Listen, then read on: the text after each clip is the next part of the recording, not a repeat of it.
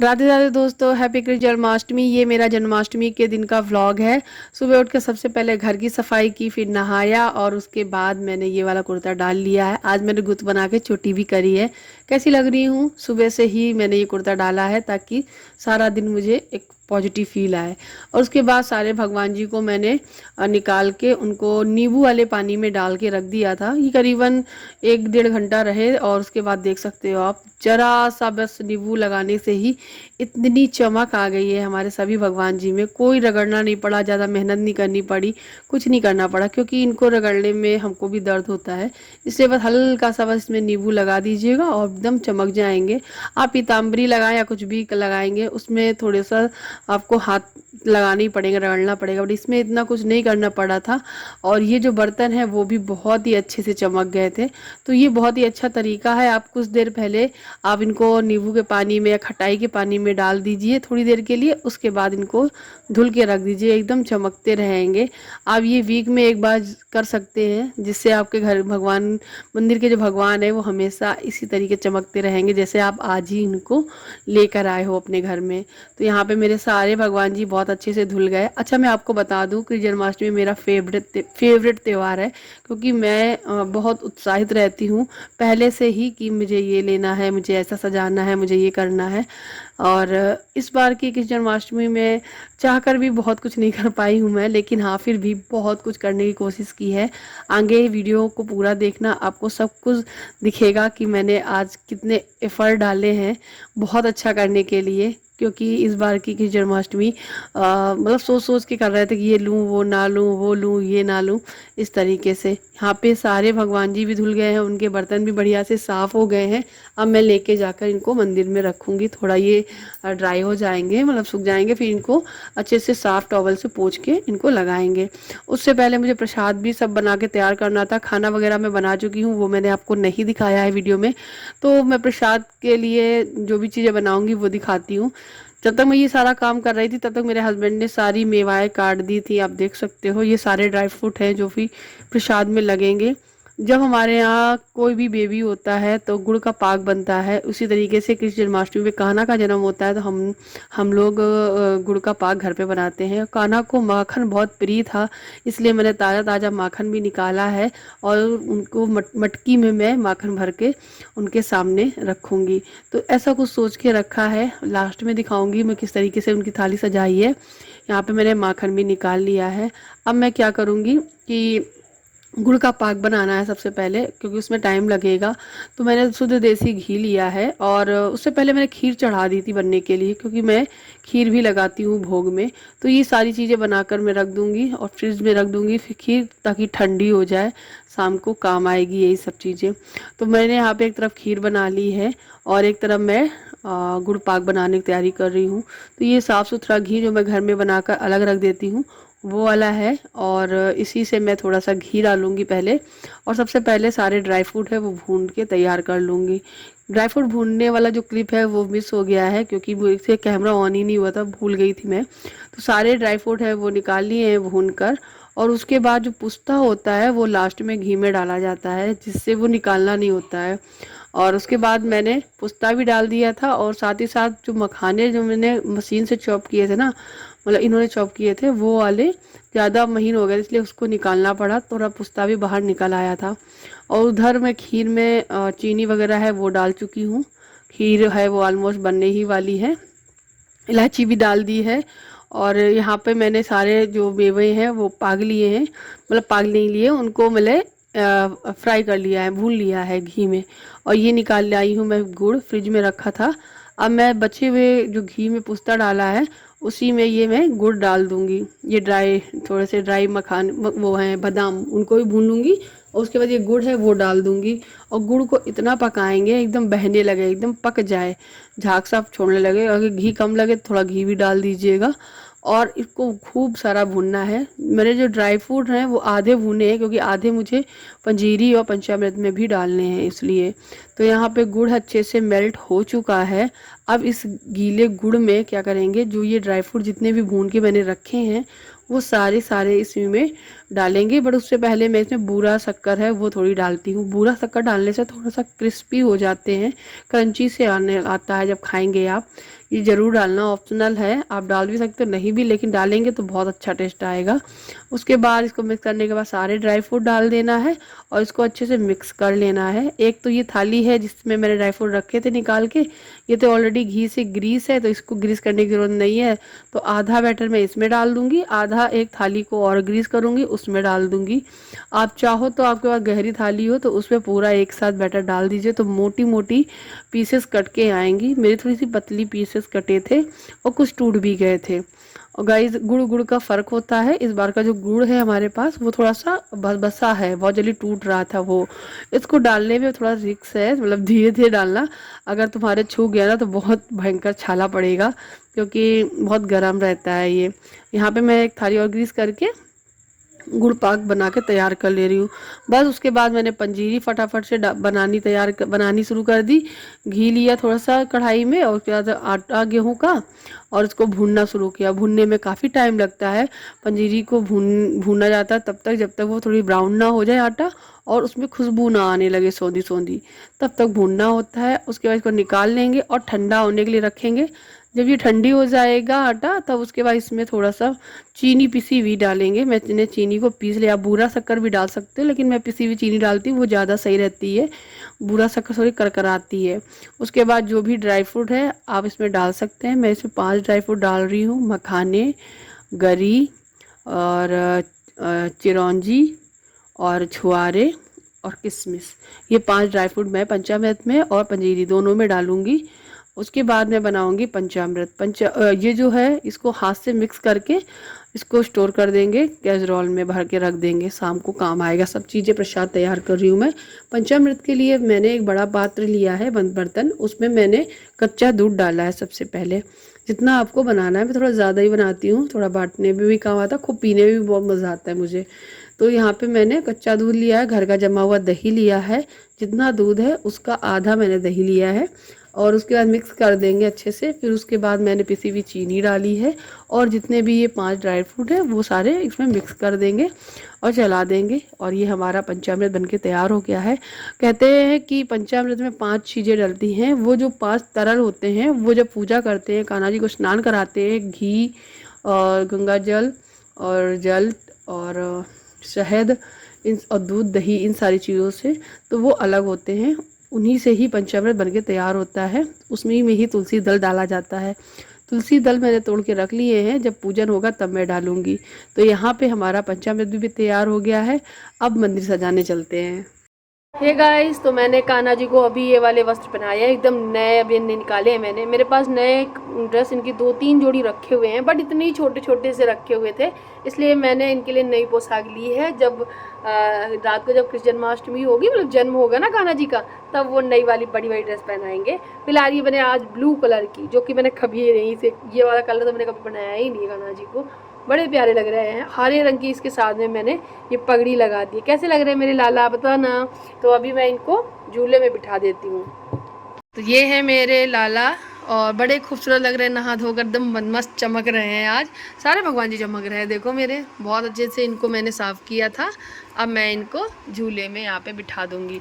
हमारे यहाँ झूला हरियाली तीज पे ही डल जाता है कान्हा जी का। कहा जाता है कि जब कान्हा जी का झूला पड़ जाएगा ना हरियाली तीज पे, तभी हम सभी लोग झूला झूल सकते हैं, इसीलिए। और आज हमारे कान्हा जी झूला से निकल कर, मतलब जब जन्म होगा तब सिंहासन में बिठा दूंगी, लेकिन तब भी आज के दिन भी झूला झूलाएंगे इनको। देखो कितने प्यारे लग रहे हैं ना। तो और मैंने यहाँ पे ये डेकोरेशन थोड़ी सी कर दी है, इतनी सी, यहाँ पे मैं सिंहासन वगैरह लगाऊंगी। तो अभी मैं लगा लेती हूँ। ये है सारा सामान जो रखा हुआ है, और भी कुछ डेकोरेटिव आइटम मैंने निकाले हैं, वो भी मैं लगाऊंगी।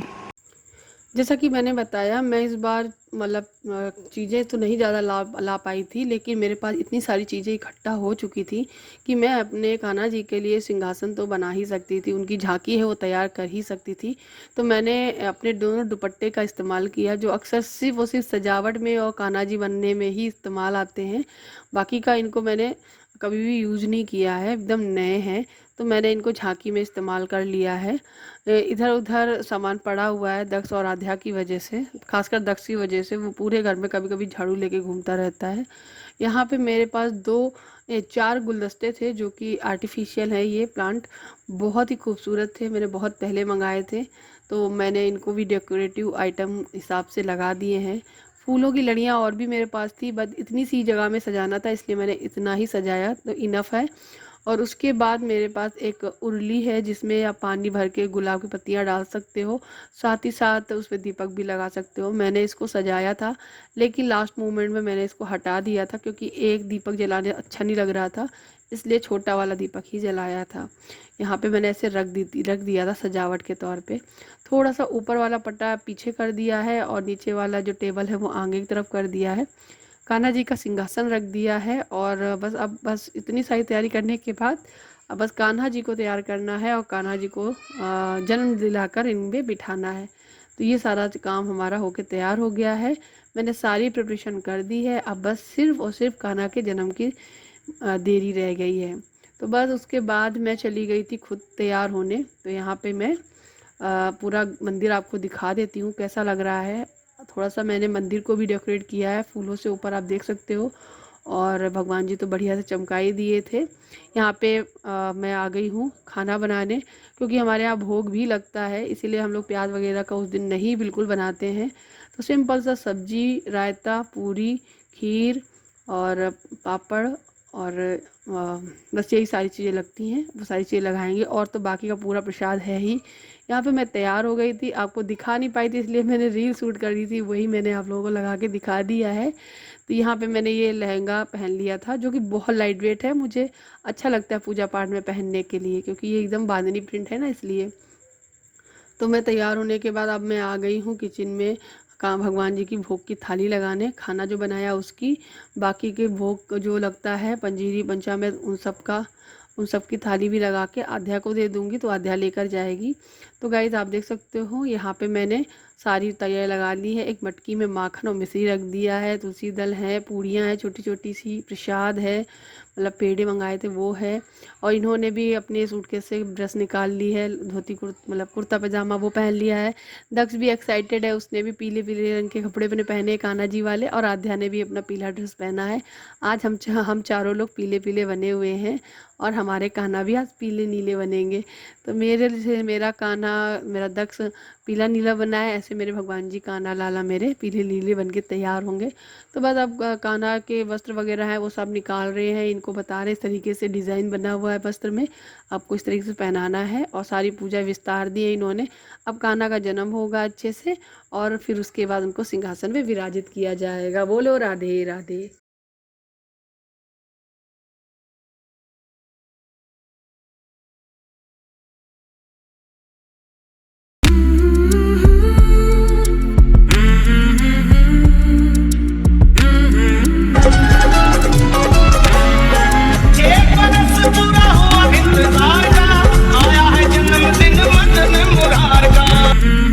सो गाइस यहाँ पे आप देख सकते हो कान्हा जी का जन्म हो चुका है।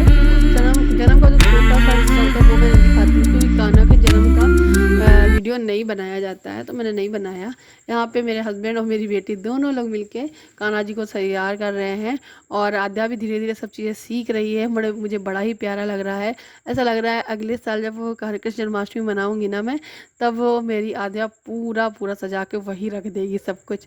तो बहुत एक्साइटेड वो भी रहती है और सजने में भी तुरंत आगे रहती है। मैं जैसे मैं तैयार हो जाती हूँ ऐसे वो भी। तो ये हमारे लाला का जन्म हो चुका है। बोलो हाथी घोड़ा पाल की जय, कन्हैया लाल की, लड्डू गोपाल की, हाथी घोड़ा पाल की, यशोदा नंदन की जय।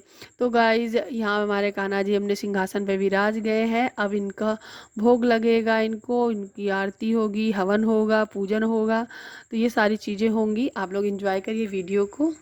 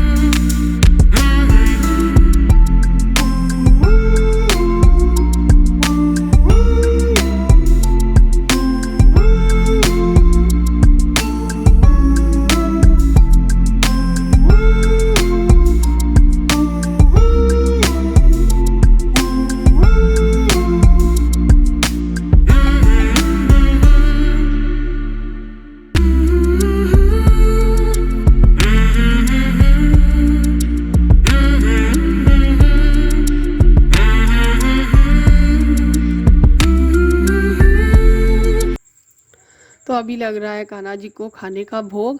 और जब भी हम भोग बनाते हैं, चाहे मिठाई का हो या किसी भी चीज़ का, भगवान को जब हम भोग लगाते हैं उनके सामने इस तरीके से हम परोस के रख देते हैं, वो तो है ही। साथ ही साथ जब तक आप हवन में यानी अग्नि में उस भोग को नहीं लगाएंगे, भगवान हमारे ग्रहण नहीं करेंगे। जो उसमें जल जाता है अग्नि में, वही भगवान हमारे ग्रहण करते हैं। उसके बाद यहाँ पर मेरे हस्बैंड सभी को टीका करते हैं, तो सभी लोग टीका अपना करवा चुके थे। यहाँ पे उन्होंने मेरे टीका और मांग में सिंदूर भरा, उसके बाद प्रणाम किया भगवान को।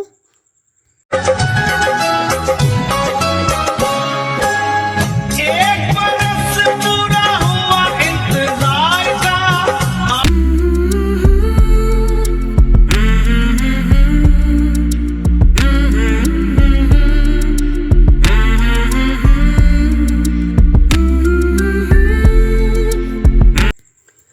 और उसके बाद हम सभी लोगों ने पंचामृत लिया, प्रसाद ग्रहण किया, फिर खाना खाया था जाकर। आरती वगैरह भी हो चुकी थी, सब कुछ हो चुका था। तो यहाँ पे एक छोटी सी रील बनाई थी, भावना जी को प्रणाम किया था। और गाइस, अगर आपको मेरा ये वीडियो थोड़ा भी पसंद आया हो तो इसे खूब सारा प्यार देना, खूब सारा शेयर करना। और मिलती हूँ नेक्स्ट वीडियो में। कैसी रही आपकी कृष्ण जन्माष्टमी मुझे बताना। आप लोग भी अपनी कृष्ण जन्माष्टमी की कुछ पिक्चर्स मुझे इंस्टाग्राम पे भी भेज सकते हो। मेरा इंस्टाग्राम आईडी है यूट्यूबर प्रियंका पाटकर, प्लीज़ वहाँ पे सेंड करना, मैं अपने व्लॉग में वीडियो में लगाऊंगी। तो गाइज मिलते हैं नेक्स्ट वीडियो में, तब तक के लिए बाय बाय, राधे राधे।